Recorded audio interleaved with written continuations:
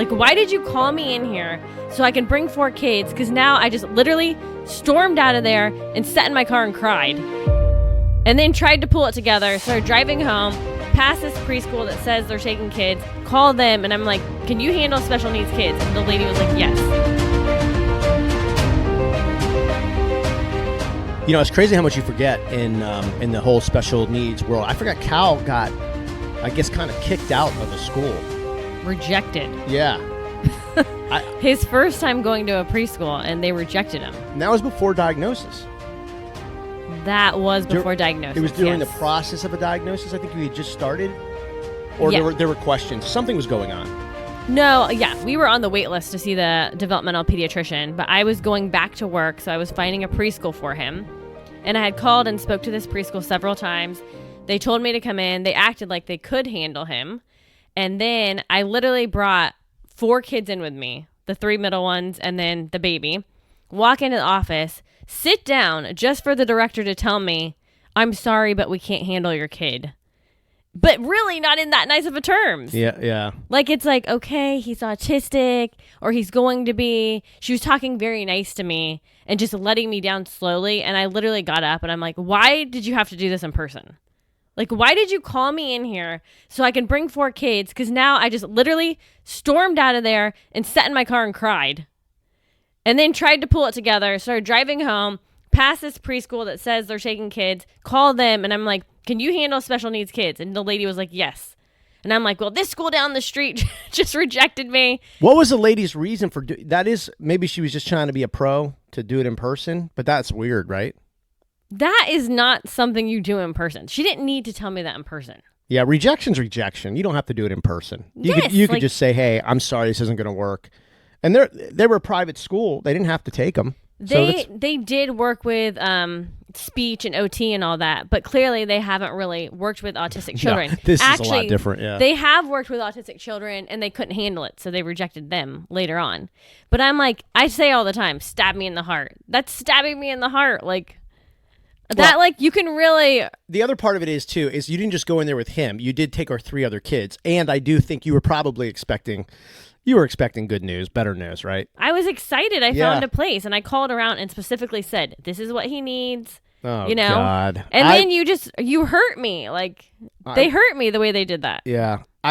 No bad intentions, I don't think, on that lady's part. She just, nobody knows how to deal with these situations, right? The right way. Like, she probably thought, well, at least I'm going to respect this lady and do face-to-face. Like, she probably thought that. Yeah, and it backfired because I was pissed. She killed you. Oh, my God. But I was so mad. I forgot. I literally just stormed out. And I'm like, I cannot believe you did this in person. Like, this is ridiculous. I can't believe I forgot. It's amazing, like, the whole autism thing, like, how much you forget. Like, you just forget. What you go through. Yeah. Somebody asked me the other day, they're like, hey, you're not on the radio anymore, and I was like, yeah, I kind of became like an accidental advocate for autism. Like, I spent a lot of time working in this arena doing things that I never really thought I'd be doing. But that's what parents need. Yeah. And when I left the developmental pediatrician's office when he was diagnosed, they said, you're your child's biggest advocate.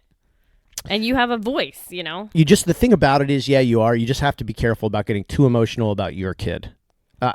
Which I am emotional, you could pull it together. Well, yeah. It just...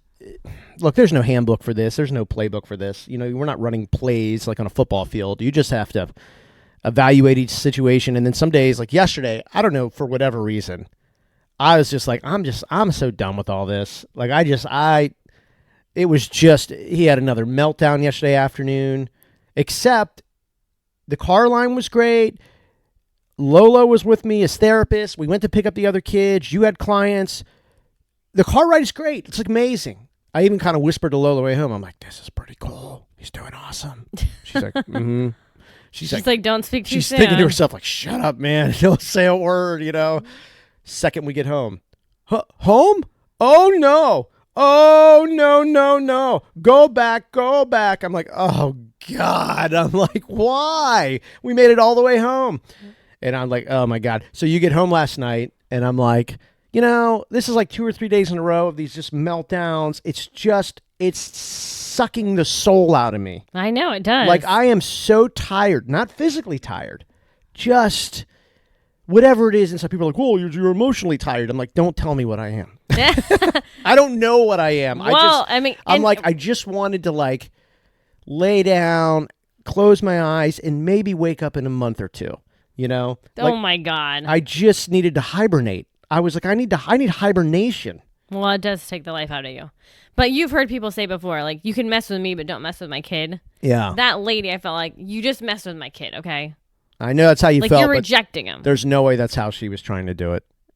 I know, but the place he ended up going to, the lady was very nice, and they worked with me They all did a the good time. job. They did a good job, with right? his therapy, and she was very nice. I had think her on speed dial. coronavirus, they had to shut down or something, and yeah, they did, and then I ended up keeping him home until he went to it pre-K, like the threes program. without coronavirus, and I'm talking about the original, like March 2020 coronavirus. He probably would have stayed there for a while, and he did well. They were very nice people there. I liked them. They had a Super good nice, setup. yeah. They had a pretty good setup. I do for one him. of the teacher's hair. Still? Yeah. Damn.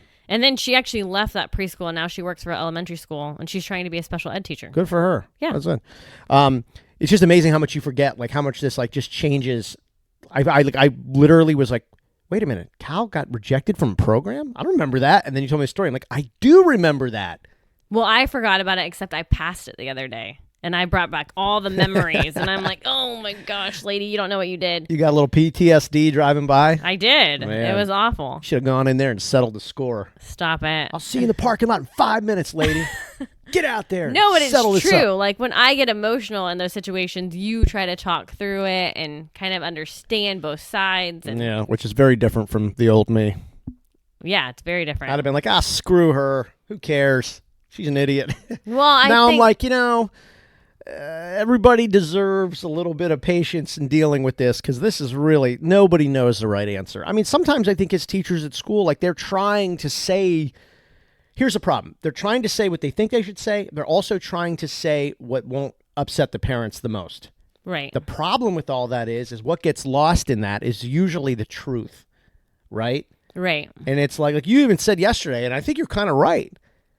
Like his daily reports are like, oh, good day. He had a good day. It's like, wait a minute. Is this because a letter was just sent by his ABA therapist questioning a bunch of things? It's like, absolutely right because I take pictures of the paper every week. God. I have pictures of the paper. I have a record of it. And every week you're telling me there's a problem, there's a meltdown, blah, blah, blah. And now it's like, oh, he had a good day. And I'm like, these people are lying to me. Like, that's absolutely ridiculous. Because... Polygraph, hook them up. Let's go. Oh, my gosh. Let's go. But I just want to say, when I had the IEP meeting about him possibly going to a blended class later on in the year, I had brought up the fact that he's with other kids that could be more severe than him. And he gets a lot of therapy, and not all kids do, Yeah. So if the fact of like biting his arm or banging his head or whatever, I'm like, he could be acting like that because he's frustrated from the other kids or not getting the attention he needs. Yep. So maybe if he was in a blended classroom, he's not going to act like that. If he had an ABA with him, one-on-one support next to him. Yeah. You're frustrated right now. You're just frustrated. And I get it. And I get it. And I think the teachers are frustrated and we're all frustrated. And you just, you get stuck in this situation. The other problem, too, is that there's no, when it comes to special needs, there's no real leadership anywhere, right? It's everybody's opinions. It's just, there's just no real leadership. It's just not. And blame, I don't know, blame you, blame me, blame the teachers, blame the dog. I mean, just blame whoever. It's just, there is no leadership. Right. There's no, and partly it's because this thing is so new, at least in being openly discussed. I mean, 5-10 years ago, how many podcasts were there about autism? Not many. You know what I mean? No, and you can barely find any now. Yeah, this is very young. This is like embryonic. And then you've got parents who are like trying to find their ways. Some parents get depressed. Some parents like want to fight. And I'm like, well, let's not fight. We don't need to fight. There's not a fight. That's how I get wound up with the people on the school board. I'm going to fight for your kid. Look, you don't need to fight. Okay, there's no fighting necessary. You can be smart. You don't have to fight. Right. You're just using big tough words. But most moms, especially, are very emotional about it. Yeah, and they do get upset, and And that's why they hire advocates. Yeah, which is amazing that this exists. Like, you can literally go hire somebody. Some of them are volunteer. I just always question how good of, anytime somebody does something for free, how good of a service are you really getting? But not to say there's not some great volunteers out there. There may be, but I just feel like it's really incredible that you can go hire these advocates who will do things for you, like write letters, show up at meetings, basically negotiate your kid's IEP, and really make things better. They're basically your lawyer or an attorney without them having to be an attorney or a lawyer. So yeah, and then you don't have to speak. They speak on for behalf of you. Yeah, and it kind of keeps some of the emotions out of it. Let the advocate be the bad guy. That's fine. That's great. That's really the way it should be, because the teachers and the staff and the administration, they're going to get mad because they don't want to get tied up in this. But let them be mad at the advocate. That's cool. Right. Yeah. I mean, my old agent Norm used to tell me, "Let them hate me, just make them love you." Aw, you know what Norm. I mean? Yeah. He's like, he always just say, "Man, I got enough friends." He's like, "I gotta walk in there." He's like, "Let them trash me. I don't care." Yeah, it's true. It's like the same thing. Yeah. It's just, he's like, "I got a job to do, so I'll do my little job and you do your job." It's true. It's true. Same thing, special needs parents and advocates and everything like that. It really is. And, I think too, a lot of those, it is a job to them, and that's fine. That's the way it should be. They don't live with it 24/7. And so it's hard. The parents, I think, go in there going like, "Oh, well, you just think you know everything, but you've only got my kid 6 hours a day. Who do you think's got this kid the other 18 hours?" You know what I mean? Well, I think special needs parents are exhausted. Yeah. I mean, you really don't know what the day's going to bring. I mean, I dropped him off this morning, and I always send him in with his breakfast. And then he handed it to me, and I was like, "Oh, do you want your breakfast back?" And he didn't remember, or wasn't listening. So I put it in his backpack. And the helper at the gate was like, "I've never seen him say no to his breakfast." And then he's like, "Where's my breakfast? Where's my breakfast?" Well, and I was like, Here you go. And she's like, "Oh no, I spoke too soon." And I was like, "Yeah, he heard you." The gatekeepers, literally the gatekeepers, the ones at the gate in the morning. Yes. It should be a silence. It should be no talking policy, because you don't know what you're going to say. The light bulb goes off. You should have saw the light bulb. I'm not He's talking. Yeah, I'm like, why did you say that? You have no idea what you may have just done. Like, Oh my God, it's the worst feeling. Like, yeah. Okay, there's about to be a huge meltdown. Thanks a lot. It's almost like you have to put words, like little pins on his shirt of like words that don't say this, don't say, But then again, that changes every day. So Right. you're sort of like, I don't know. I don't know what to say. I don't know what not to say. Well, and I think part of that, like the helpers, the teachers, the school, you're dealing with all different types of kids. I mean, it's the spectrum, you know? It's everywhere. Every kid's different. So I did see not one autistic person is the same. I read that somewhere. I believe it. Yeah.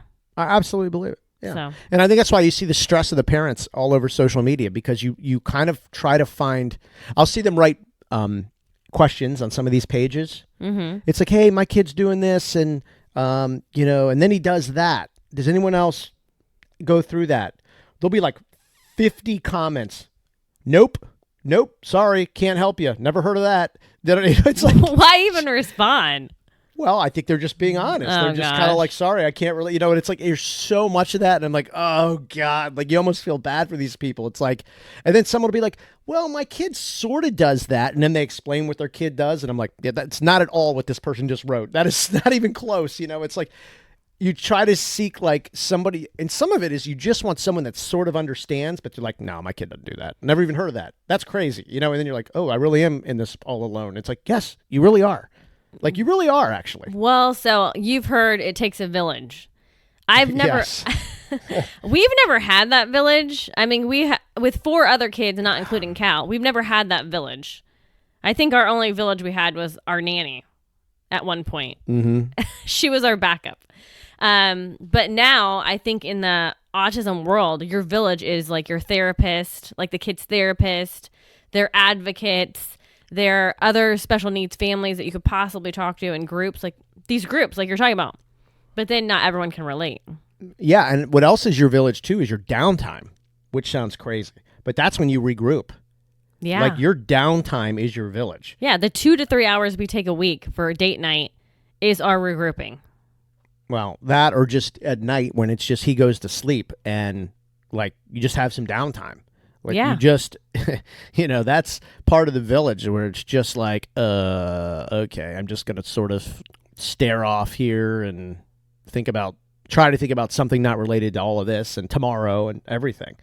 But it's really not much. And honestly, it's not fun. I mean, that's not fun downtime. It's boring because Right. you're just, whatever. You're just sort of vegetating. You're there.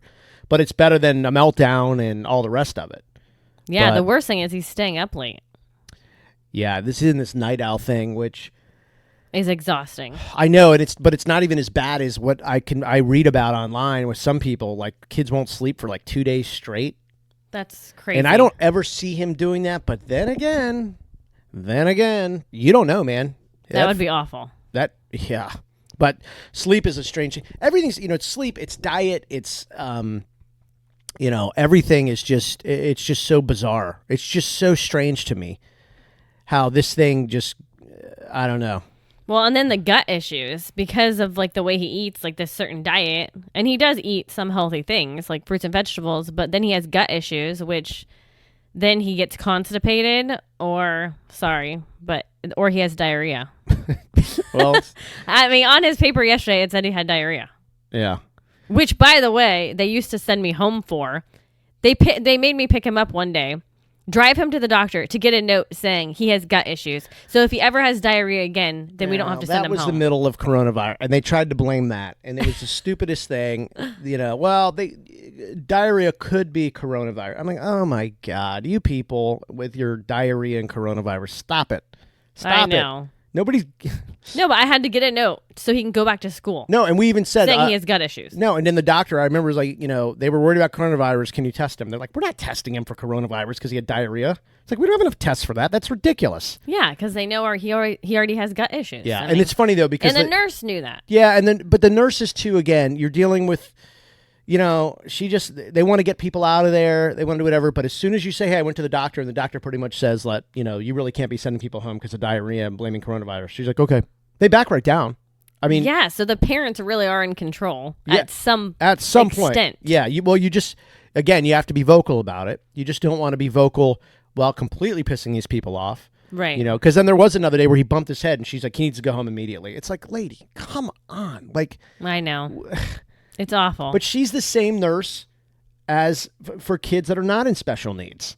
So she's just dealing with all these things, and she's like, he's melting down. He bumped his head. I'm like, I know, and I know other kids who aren't special needs probably don't do this. You're a little overwhelmed, and that's fine. I get it. Let's figure this out. But you can't call every time something like there's a meltdown and say he has to be picked up just Yeah. because you can't deal with them, because this is what the special needs program is supposed to be for. Why do you have an autistic program Right. if you can't handle it? I know. I thought they need a special nurse, but that's just going to cost too much money. Like a special needs nurse. Could you imagine? But that's just going to cost too much money. Yeah. I mean, I think it honestly goes back to having ABA therapists and stuff in schools. They would because really they help need themselves. one-on-one. Yeah, if they could allow their therapist to get into the school. Or even, I even thought too, like, is there like a day or something? Like, could some of his siblings, like, could Charlie go to school with them for like 4 hours a day? I don't know. I mean, that doesn't exist. I know, but Plus, she goes to a different school. but maybe they would give her, like, she could get out of a class that she was already doing well in and spend the last 4 hours there with him on like a Friday. That's interesting. Yeah, just because that makes he's very connected. You know what I mean? Yeah. Like the one thing about special needs kids too, you think about, like, they don't, it'll sound bad, but a lot of them don't have friends outside of school or meaningful relationships because they don't see these kids a lot. Oh, special needs kids? Yeah, it's like special needs play dates. It just doesn't happen a lot. No. Right? So, no. especially at this I mean, age. I just feel like what special needs parent? I don't want to take somebody else's kid. Well, I don't think it And would be vice like versa, that. you I think know? it would be meet at a park or Oh, yeah. or something. But that wouldn't happen very often. So I thought, the siblings are often the friend, the family, Right. everything. They're everything, right? And Yeah. he really, I can't speak for everybody. He really likes his siblings. He calls them the kids. Yeah, because we say the kids. He groups them all as the kids. Oh, the Right. kids. Oh, look, the kids. And I was like, well, maybe they could get involved at some point in school to make, I don't know, just to switch it up a little bit. Make it different. I don't know. Yeah. I'm sure they'll say no, but It's interesting. Yeah. nope, next. Okay, on to the next. Whatever. But those are the things I lay in bed thinking about. Like, what else could be integrated or added or taken away to sort of make his experience better? In turn, making the experience better for his teachers and aides and everybody else involved with the program. It's all very tricky. I emailed back to get the number, her cell phone number. And she wrote, we never told people the update on that. She just said, I can't give out my personal information. If you're having a problem at the gate, they can call me to dispatch me, whatever. Of course, I talked to our ABA therapist about it, and she's like, yeah, they're just kicking the can down the road. Yeah. Well, first off, she can give you her cell phone number. What she needed to write was, I choose to not give my number out, my personal number to anybody. And that's fine. Like, that's cool. Yeah. She's not allowed. Oh, bull. They all give it out. All the teachers are giving their numbers out. So, yeah. Okay. Anyways. And then they'll call her, is what they're saying, if there's a problem at the gate. That's what she said. Well, there's been 2 years of problems at the gate. Or I can call the front office. I don't think the teachers know that. No. Because they don't know that. It's been 2 years of issues at the gate, and they haven't called once. 2 years. I mean, come on. And I still haven't seen her. Like, how about you just come to the gate and introduce yourself to me? That's interesting. Like, you're not there in the morning ever. Well, I said too. Or the afternoon. Like, she should be doing, like, I would at least be doing weekly videos and sending them to the parents. Because, God, we get all these emails about this school, and most of them are just like, please stop this. Like, whatever, okay? Oh, I know. Like, my phone's ringing off the hook with 3 different schools. Yeah, it's just a lot of this information. Is anybody really getting anything out of this, or are we just checking boxes? Pick me. We're checking boxes. Okay. So then I thought, well, maybe she should do a weekly podcast, the special needs, just to keep the parents engaged. Yeah. Like, not a daily. That's a lot. A weekly. Once a week. Or just a if video. You do a podcast lesson once a week, your podcast really isn't doing much. I mean, it's just, okay, there's a couple of examples out there, Rogan could do one once a month and get away with it. But I'm just talking about these kind of community stuff like that. Less than once a week, it's not meaningful. I'm sorry, it's not enough. Right. Well, if they did one once a week, it doesn't have to be 30 minutes. It could be 5 minutes just to give some updates. You know what I mean? Make the parents feel better. Yeah. Hey, I'm on it. Here's some things I've noticed. Here's some national news stories about special needs. Here's some local news stories. Here's some things we're thinking about. You know what I mean? Here's how you get a hold of me. Not on my personal cell phone, but here's my email address. Yeah. Like just, I don't know, things like that. Here's a couple of wins we had. Here's a couple of big wins that the schools had. Oh, here's an issue coming up at the school board meeting next month, and it relates to special needs. So I just want to give you the heads up. I'll be there. Maybe more parents could come and get vocal about it. You know what I mean? Like, actually build a community. Like, actually do something. Well, that would be good. Of course it would be good. It's not going to happen. No, it's not going to happen. It's not going to happen. You know what I mean? It's not. She's going to say she's too busy. All these people say they're too busy, but they're not too busy. They're trained to say they're too busy. Yeah, they are. You know what I mean? Like, they're trained to say they're too busy. So, or she's too busy because she needs help. Right. Like, she'll go to her boss and say, just tell them you're too busy. That's what I tell everybody. You tell them that too. Yeah. But to keep it positive, even though it's hard dealing with the school system to keep it positive, it's just, when they get home, then you're back in control. And I just say to myself, he's getting some interaction at school that he otherwise wouldn't get. And I appreciate that. I can't think that's bad for him. Right. Could things be better? Oh, yeah. As he would say, oh, yes. Oh, yes. Does he want more? Voice. Does he want more interaction? Okay. He would also say that. But do you remember when you couldn't wait to hear his voice? Like what it would sound like because he wasn't talking? Yeah. It's so cute. Yeah, it is. He does these impressions. I don't know who the impressions are of. I don't know where he gets this. Some cartoons or something, but it's not the ones that I really hear him or see him watch. Yeah, I guess he just changes it, whatever. But he does these cute little voices, and I'm like, well, who's that? I know. It's like, Cal, do you want to go to the kids' football game? Oh, yes. Oh, yes. Do you want more pizza? Okay. Yeah. Like, except the worst is when you're driving and he's like, no.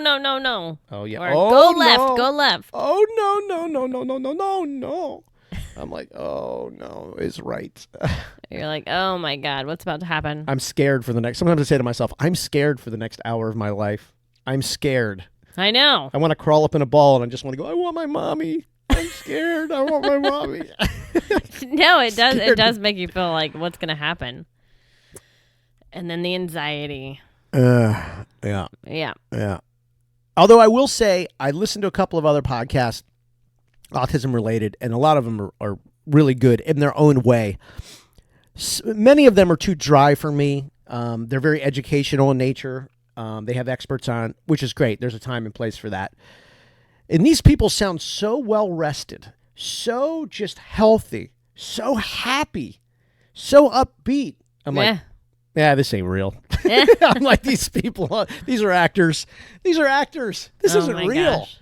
I but know. It is. We feel beat, but we do have 4 other kids, so it's hard, and we're trying to give them the best life we can too, and do all their sports and stuff. Yeah, Trey, I did not promise him I was taking him to Dick's Sporting Goods today. Well, he has it in his head. Well, he's clearly mistaken because I said today or tomorrow. Thinking to myself, I think tomorrow would be better. But now I don't think tomorrow would be better, so maybe it will be today. I just don't really want to go. But the expectations they have, and they just make up their mind for you and then make you feel bad. Yeah. He's so slick, man. I walked out this morning and he's like, so, what are you thinking, Dick's Sporting Goods? Like 345, 415, or like are you thinking more like a 6 or 7?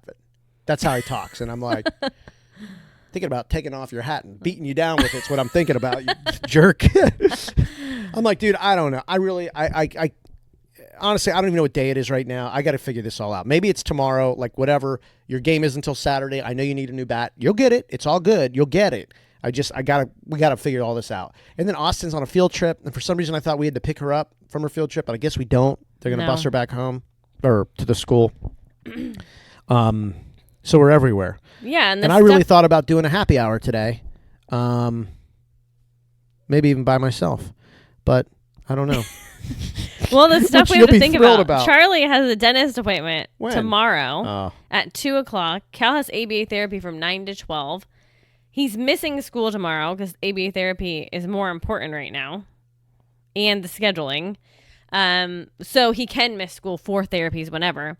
But then I'm like, do I pick the 3 middle kids up early from school because ABA therapist is here? Oh, don't or stress do me I out. wait until the ABA therapist leaves? Then I take him with me, and then I just wait for a meltdown. Okay. Because we go into the school, Okay, and see then we now have to what leave you're the doing, school. you're doing what I always tell you you're doing. You're experiencing failure in advance. Oh my gosh. Stop it. Like I just know. I haven't even talked to you about this. don't. I'm not even listening. Like it's This is what goes through my head. yeah, it's just too much. Try And to none of it's plan going to it. matter because no matter what, you're going to do something totally different. And then there's going to be these external forces, namely a meltdown, that's going to change us all anyway. So none of this is really going to happen. I know. I'm just saying the planning that goes into a special needs kid, just taking him into a building and out of a building. It's like, do I really want to do that? I don't think I do. I don't know. I don't know how your mind works like that. It I never don't know. solves anything. It's just, you're just like laying it all out there and I'm always stressed out. yeah, you'd be better off thinking, honestly, what came first, the chicken or the egg? Like, because you could really figure some things out, like with that. But this is like, there's no way. I'm just saying it's chaos. Yeah, sounds Chaos, like it. and there's meltdowns, and Maybe you do fight chaos with chaos. I don't know. They say you fight fire with fire. Maybe it's the same thing. Those are like those idioms that we can't say in front of Cal because they'd be like, wait, what? Fight fire with fire. no, you can't. The weird thing is, I mean, not weird, but as he gets older, you're not going to be able to talk like that either. Like Trey, our 9-year-old, who's like a sales guy, he comes up with his own stuff. Oh, you yeah. know, and he is slick, Oh, he's and slick. everyone loves him. Yeah, but it can weigh on you a little bit because he's like, man, he just keeps going and going and going and Firing going. things off. Oh man, he's ready for the battle. And he was the baby of the family for a long time before Cal came along. Yeah, And all the attention I have to give to Cal, he gets very jealous. he does. But he's found his outlet in sports, and he's done a good job with that. Yeah, it's good. He's found his outlet in sports, and that kind of has made up for the not being as served Yeah. as he'd like to be. The baby. Because he was the baby, and you treated him like the baby, by the way. Yeah, I like did. you treated forever. him like the baby, and so he kind of got used to that, and then now he's kind of suffering with not suffering, but He's just jealous. yeah, he gets a little bit jealous when he'll walk in and you'll be holding Cal, Yeah. and he's like, well, you could put your arms around me. Sometimes he'll even say that too. Yeah, but He'll be like, you could give me a hug too. Cal doesn't like it. Yeah, I could see now Cal doesn't like it. Actually, yesterday Trey was sitting by me in the big chair, and I had my arm around him, and Cal came and jumped right in between us. Yeah. Yeah, he would not do good with a baby. And we're done having babies, but I'm just saying Cal would not do good with a baby sibling. No, no.